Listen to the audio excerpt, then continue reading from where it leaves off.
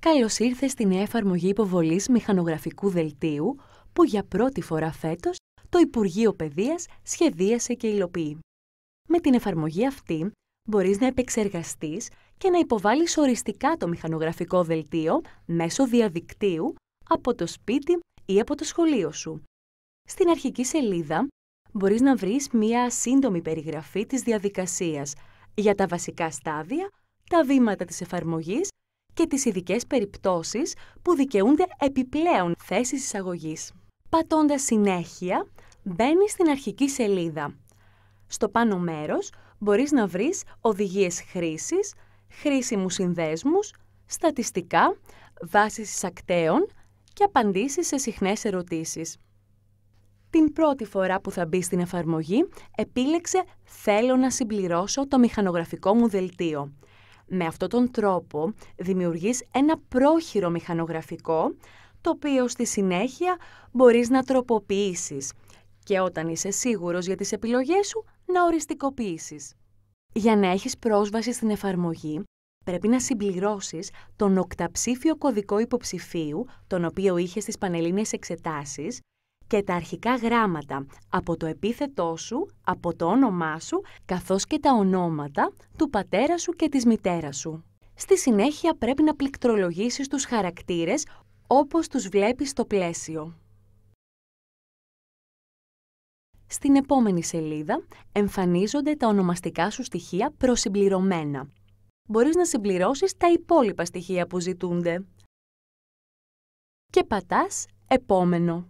Σε αυτή τη σελίδα εμφανίζονται οι ειδικές περιπτώσεις υποψηφίων που από φέτος δικαιούνται επιπλέον θέσεις εισαγωγής. Εάν ανήκεις σε κάποια από τις περιπτώσεις αυτές, την επιλέγεις και ακολουθείς τις οδηγίες.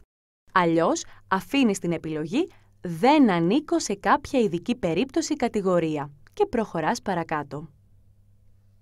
Στην επόμενη σελίδα βλέπεις τα πεδία ή τον τομέα που μπορείς να επιλέξεις και τον τρόπο υπολογισμού των μορίων σου. Επιλέγεις ανάλογα και προχωράς στο επόμενο. Σε αυτή τη σελίδα εμφανίζονται όλες οι σχολές και όλα τα τμήματα που μπορείς να επιλέξεις. Εδώ πρέπει να αφιερώσεις αρκετό χρόνο για να κάνεις τις επιλογές σου. Συμπληρώνεις τις προτιμήσεις σου, είτε με το πληκτρολόγιο, είτε πατώντας τα βοηθητικά κουμπιά που έχει εφαρμογή στα δεξιά. Αφού ολοκληρώσεις, πατάς «Επόμενο». Σε αυτή τη σελίδα εμφανίζεται μία σύνοψη του μηχανογραφικού που έφτιαξες. Βλέπεις τα πεδία ή τον τομέα αντίστοιχα και τις σχολές ή τα τμήματα που έχεις επιλέξει. Αν ξέχασες κάτι, πατάς «Προηγούμενο» και επιστρέφεις στην προηγούμενη οθόνη ώστε να τροποποιήσεις τις επιλογές σου.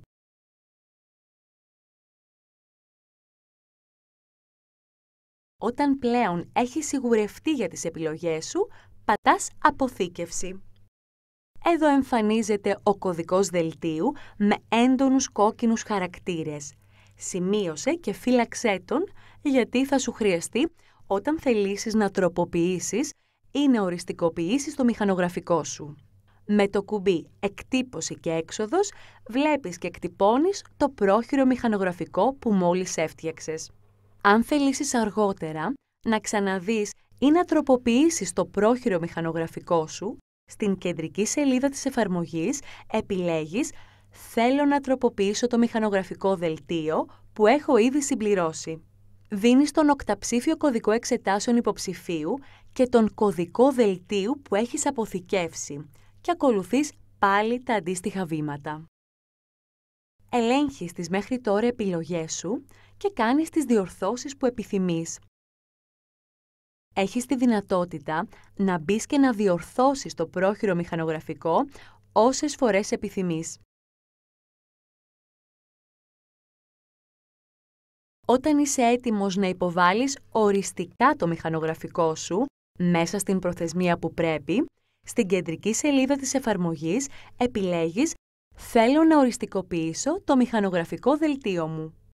Στη συνέχεια, δίνεις τον οκταψήφιο κωδικό εξετάσεων υποψηφίου, τον κωδικό δελτίου που έχεις αποθηκεύσει από πριν και τον προσωπικό κωδικό ασφαλείας υποψηφίου, τον οποίο πρέπει να φροντίσεις να πάρεις εγκαίρως από το λύκειό σου.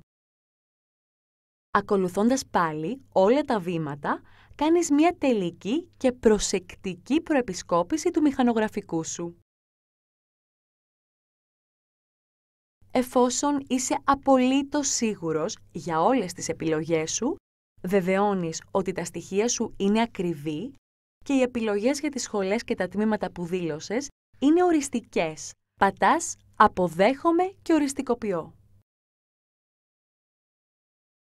Τώρα πια υπέβαλες οριστικά το μηχανογραφικό σου. Είναι ιδιαίτερα χρήσιμο να εκτυπώσεις το οριστικό μηχανογραφικό δελτίο σου που αναγράφει και τον αριθμό πρωτοκόλλου.